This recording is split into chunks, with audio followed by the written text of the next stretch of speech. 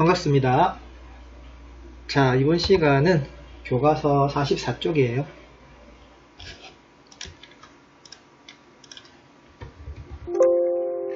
자, 저번 시간에 이어서 계속 살펴볼게요. 우리 저번 시간에 자연재해에 대해서 배웠다, 그죠? 그래서 이제 자연재해는 크게 기후현상에 의한 자연재해와 지형에 의한 자연재해로 나누어서 살펴봤고, 오늘은 그런 자연재해 속에서 우리가 안전하고 쾌적한 환경에서 살고 싶다, 그죠? 그래서 그런 시민의 권리를 어떻게 우리가 보장받을 수 있는가에 대해서 한번 살펴보겠습니다. 자, 교과서 44쪽 펴주세요. 자, 제목이 이렇게 나와 있네요. 자, 읽어보겠습니다. 오늘날 세계 각국은 기술개발과 재해 관련 정책 시행 등을 통해 안전하고 쾌적한 환경을 만들기 위해서 노력하고 있다. 그죠? 그래서 우리나라 역시 헌법에 시민의 안전권과 환경권 관련 조항을 명시하고 이를 보장하기 위해서 노력하고 있습니다. 그래서 안전권과 환경권에 관한 헌법 조항이 있어요.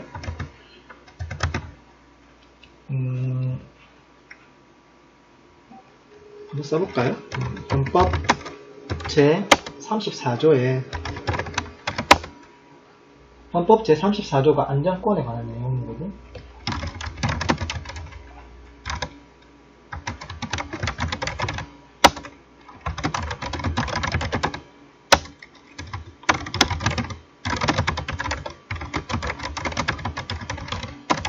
그래서 헌법 제34조는 안전권에 관한 내용인데, 내용은 국가는 재해를 예방하고 그 위험으로부터 국민을 보호하기 위해서 어떻게 해야 된다? 노력해야 된다. 그치? 그리고 헌법 제35조는 환경권에 관한 내용입니다.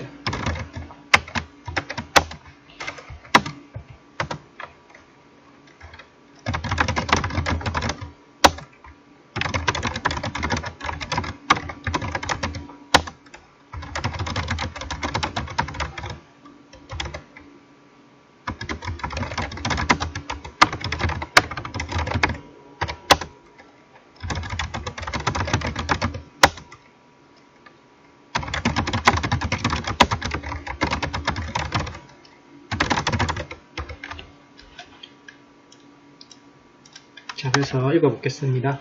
자, 모든 국민은 건강하고 쾌적한 환경에서 생활할 권리를 가지며, 그치? 국가와 국민은 자, 환경 보존을 위해서 노력해야 한다. 국가도 노력해야 되고 우리 국민들도 노력해야 됩니다. 자, 그래서 헌법에 이렇게 명시를 시키고, 자, 이런 안전권과 환경권을 보장하기 위해서 노력하고 있습니다. 자, 근데 이런 시민의 권리를 보장받지 못하면 어떻게 될까? 그 대표적인 예가 이 IT 대지진 사건이에요. 자, IT라는 나라는 중앙아메리카 서인도 제도에 있는 그러니까 미국 밑에 있는 섬나라예요. 조그만 나라인데, 옆에 이제 쿠바 이런 나라들이 있어요. 그래서 이 IT를 강타한 초강력 허리케인, 우리 허리케인 배웠죠? 열대성 저기압이죠. 우리나라로 따지면 태풍 같은 거야.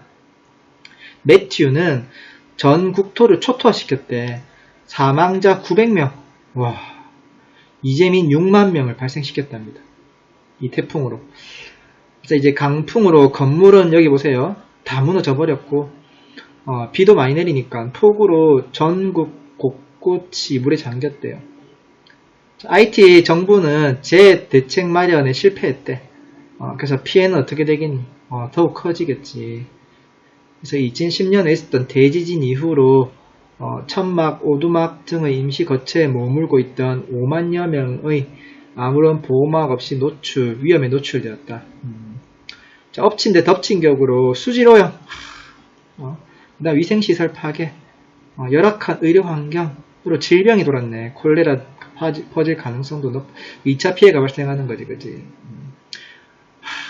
이런 약간 경제력이 낮은 나라들에서는 이런 어떡하겠니? 이런 피해가 발생했을 때 정부의 역할이 굉장히 바람직하지 못했다. 그죠?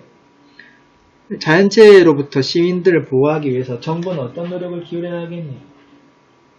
일단 체계적인 재해 예측 시스템이 구축돼야 되겠죠. 이런 나라는 이제 못 사니까 그지. 이런 게 당연히 미약하겠지. 거기에다 즉각적인 복구 노력이 잘 안 됐죠. 이렇게. 그러니까 이런 나라는 어떻겠니? 시민의 안전권과 환경권이 보장받을 수 있겠니? 안 되겠지, 그지? 그래서 인간의 존엄성을 보호받기 어렵단 말이야. 기본적인 권리가 보장이 안 되는 나라들이죠. 위 사례에서 IT의 국민은 지진과 허리케인이 발생하여 많은 교통을 겪었겠죠. 근데 정부로부터 안전권을 제대로 보장받지 못, 정부가 제대로 된 역할을 못했다는 거지, 그지? 이처럼 자연재해로부터 안전이 위협받는 상황에서 시민들은 생존할 수 없거나 생존하더라도 인간다운 삶을 살 수가 있을까? 지금 이 환경에서 힘들겠지. 따라서 안전하고 쾌적한 환경 속에서 살아갈 시민의 권리는 인간의 존엄성을 보장하기 위한 기본권이라고 할 수 있겠다. 그지?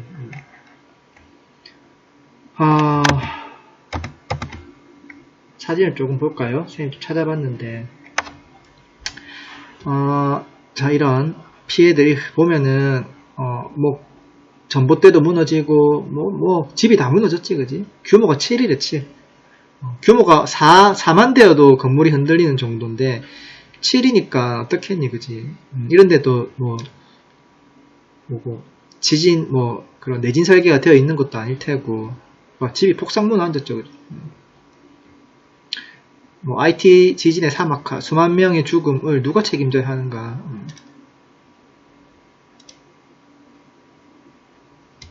이런 친구들 신발도 없이 먹을 것도 없고 당연히 교육도 받을 수 없고 굉장히 열악한 환경에서 살고 있겠죠. 이런 데는 이제 복구하는데도 시간도 엄청 많이 걸려. 다 하게 무너져 내려버렸죠. 그죠?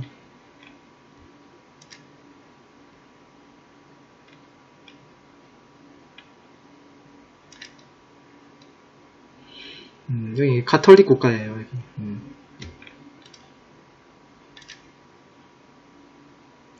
이 보세요. 이게 우리 저번 시간에 배웠던 쓰나미잖아. 지진 해일.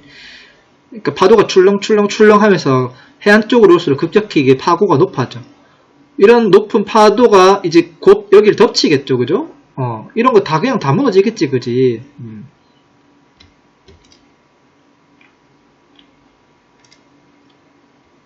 그래서 이제 굉장히 안타까운 사건이고 이후에 세계 많은 나라들에서 이제 구호 물품을 많이 보내주고 해서 점점 복구를 하고 있는 걸로 알고 있습니다. 이런 데는 복구해도 이게 여진이 또 추가 피해가 또 발생할 수 있고 또 지진이 또 올 수 있거든. 이런 데는.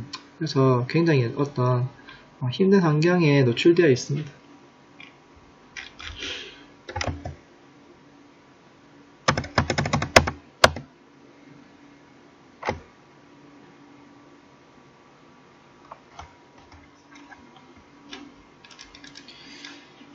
자, 그래서 이러한 시민의 기본권을 보장하기 위해서는 무엇보다도 국가의 적극적인 역할이 필요하다. 이런 줄 한번 꺼볼까? 국가의 적극적인 역할이 필요하다.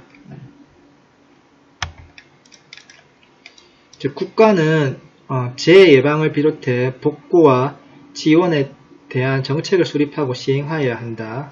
실제로 많은 국가가 첨단 기술을 활용한 스마트 재난 관리 시스템을 구축하여서 시민이 자연재해에 대한 정보를 신속하게 전달받을 수 있도록 노력하고 있다. 또한 자연재해의 피해가 발생하면 즉각적인 복구와 함께 이에 대한 보상과 지원을 하고 있다. 그지? 스마트 재난 관리 시스템 이런 거 우리나라도 되게 잘 되어 있어요.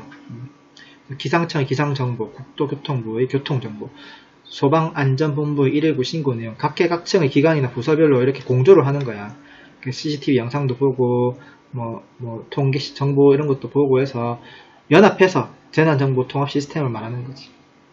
이런 거 우리나라는 되게 잘 돼 있어. 지금 이런 질병 관련해서도 이런 문자 시스템 이런 거 서로 이제 공조 시스템 굉장히 잘 되어 있잖아. 그래서 우리나라의 방역 체계가 전 세계에서 모범이 될 정도로 K 방역 체제라고 해서 미국, 유럽, 일본 이런 데서 이제 우리나라의 어떤 방역 체계를 모델링하고 그지. 그래서 굉장히 우리나라는 이런 시스템이 잘 갖춰진 나라입니다. 자, 근데 그럼 국가만 적극적인 이런 역할을 국가만 열심히 노력한다고 되냐? 그건 또 아니에요. 국가만 노력해서 되는 건 아니고 그와 함께 우리 각자 시민들도 스스로의 권리를 보장받기 위해서 노력을 해야 된다는 거지. 그래서 봅시다. 아울러 안전하고 쾌적한 환경 속에서 살아가기 위하여는 시민들도 스스로 권리를 보장받기 위해서 노력해야 한다. 그래서 재대비 안전 교육에 적극적으로 참여하고 대응 능력을 키워야 된다. 우리도. 그래서 자연재해가 만약에 진짜 발생했더라도 그런 행동, 요령, 지침에 따라서 안전하게 대피해야 한다는 거지. 그러니까 국가도 노력해야 되고 그 다음에 시민도 노력해야 된다는 거죠. 정리를 한번 해볼까. 그래서 요거는 이제 자연재해와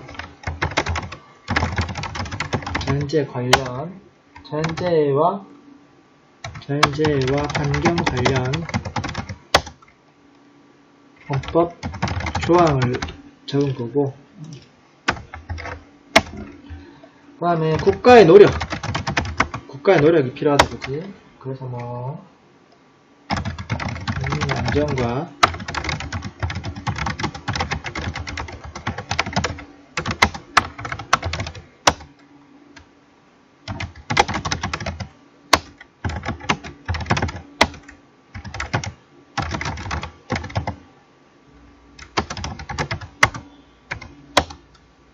그래서 국민의 안전과 행복을 위해서 재해 예방 대책을 수립하고 재난관리 시스템을 구축해야 하고,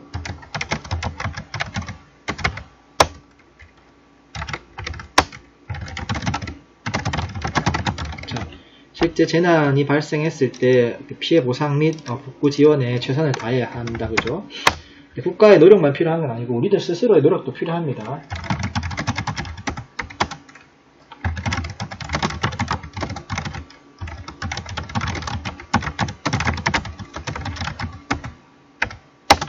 그래서 재난과 같은 위기에서의 각자의 대응 능력이 필요하다는 거예요. 어떻게 지진이 발생했을 때 내 스스로 어떻게 해야 되겠다. 뭐 이런 각자의 어떤 지식이 필요하다는 거야. 그리고 평소에 이런 훈련을 하는데 이런 거 훈련할 때도 너무 안일하게 대충 하지 말고 그렇게 하면 나중에 발생했을 때 제대로 대응하기 힘들단 말이야. 그러니까 일사불란하게 행동하기 위해서는 이런 훈련 때 적극적으로 진지하게 참여해주는 게 필요합니다. 그래서 각 학교에서도 하고 우리 학교에서도 하거든. 그래서 1년에 몇 번 화재 대피 훈련 이런 거 할 때 장난처럼 하지 말고 진지하게 적극적으로 훈련에 임해주길 바라고, 기숙사 사는 학생들도 기숙사에서 정기적으로 화재 대피 훈련 같은 거 하거든요. 그럴 때도 실제 상황이라고 생각하고 진심으로 진정을 다해서 훈련에 참여해주는 그런 모습이 굉장히 좋은 모습이에요. 뭐 이런 거 한다고 뭐 장난치듯이 대충 하는 거 굉장히 보기 좋지 않아요.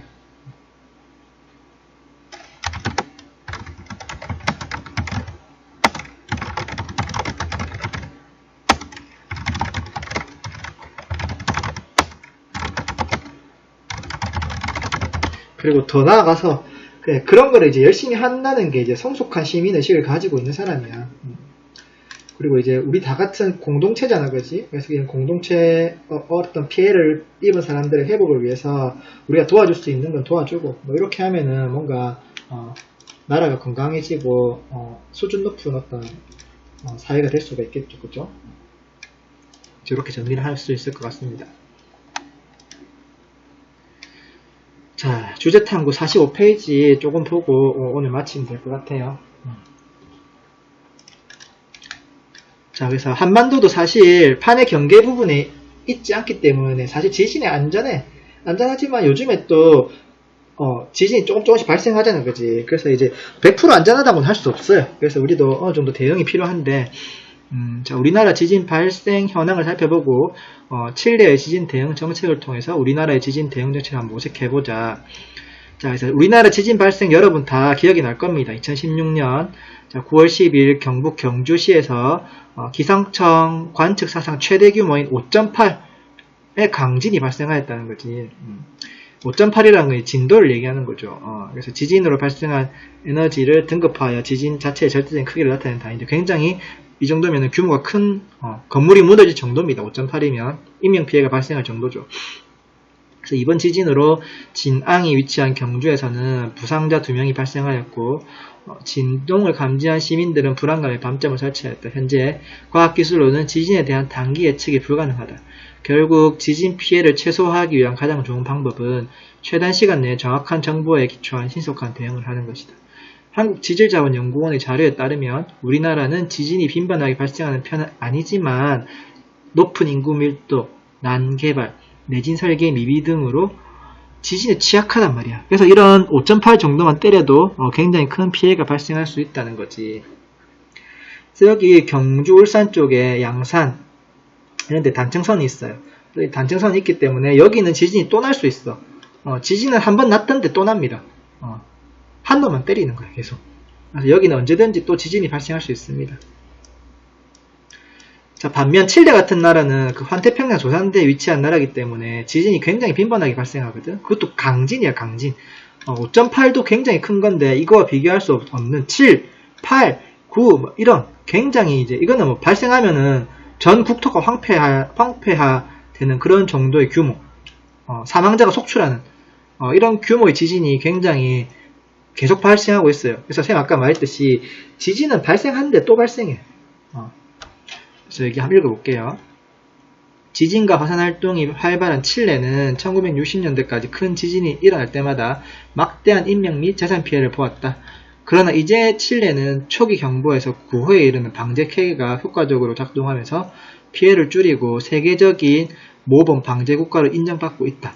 자, 칠레 정부는 1960년 세계 지진 관측 사상 최고 기록인 진도 9.5 발디비아 지진 이후 내진 설계 기준법을 제정하였고 통신 시스템 및 급수 설비 등 재난 대비 기반 시설을 지속해서 보강하였다. 잘하고 있죠. 또한 재난 발생 시 민간의 통신 수요가 폭증하는 상황에 대비해서 실시간 재난 경보 상황 및 지시 상황을 끊김없이 전파할 수 있는 통신망 확충, 2011년에는 모든 방송통신기기에 동시다발적으로 정보를 전송할 수 있는 시스템도 구축하였다. 그러니까 지진이 발생하면 그런 정보를 국가에서 이렇게 뿌려줘야 되는데 통신망이 무너지면 이런 게 안 될 수도 있잖아. 그래서 이런 것도 시스템을 구축하였다는 거지, 그지? 칠레 주요 지진을 보면 이렇게 사망 3,000명, 지진 사망 28,000명, 5,700명, 그치? 근데 최근에는 이제 이런 내진 대비 재난 대비 시스템을 마련해가지고 사망자가 급격하게 줄은 거 보이죠, 그치? 그래서 어떻게 했는가? 우리가 이런 걸 이제 약간 벤치마킹해서 모델링하면 되겠죠. 내진 설계. 그래서 법적으로 이제 내진 설계 기준법을 적용해서 강화시켰고 내진 기술을 개발했다, 그지? 그 다음에 방제 기반 시설. 그래서 이런 시설을 구축해서 보완했고, 그 다음 국제 경보 시스템. 그래서 이런 거 잘하고 있다는 거지. 자, 그래서 모둠 활동이 있는데 모둠 활동을 할 수가 없으니 자, 한번 읽어볼까요? 자료 일과 같은 상황이 계속되면 주민들은 어떤 피해를 볼까? 이렇게 우리나라 지진같이 지진이 안 일어나는 나라, 대비가 잘 되어 있지 않는 나라에서 지진이 계속 발생하면은 당연히 인명 피해 생길 수가 있겠지, 그지? 그로 인한 재산 피해 당연히 발생할 수 있고, 그로 인한 정신적인 피해, 정신질환 이런 것도 증가할 수가 있겠죠, 그죠? 그래서 자료 위에 나타난 칠레의 지진 대응 정책을 참고하여서 우리나라 지진 대응 정책을 수립할 수 있겠죠. 그래서 어떤 것도 있겠니? 법률을 일단 제정한다든가, 법제화 시킨다든가, 그 다음 재대응 훈련, 이런 거를 이제 주기적으로 한다든가, 그 다음 이런 국제 경보 시스템 같은 공조 체계를 구축한다든가, 이런 것들을 우리가 할 수가 있겠지. 자, 다 했습니다. 자, 오늘은 여기까지 해서 이번 주제를 마치겠습니다. 안전하고 쾌적한 환경에서 살아갈 권리를 마치고 다음 시간에는 또 다른 주제로 우리 새로 수업을 하겠습니다. 자, 수고했습니다. 수업 마칠게요. 끝.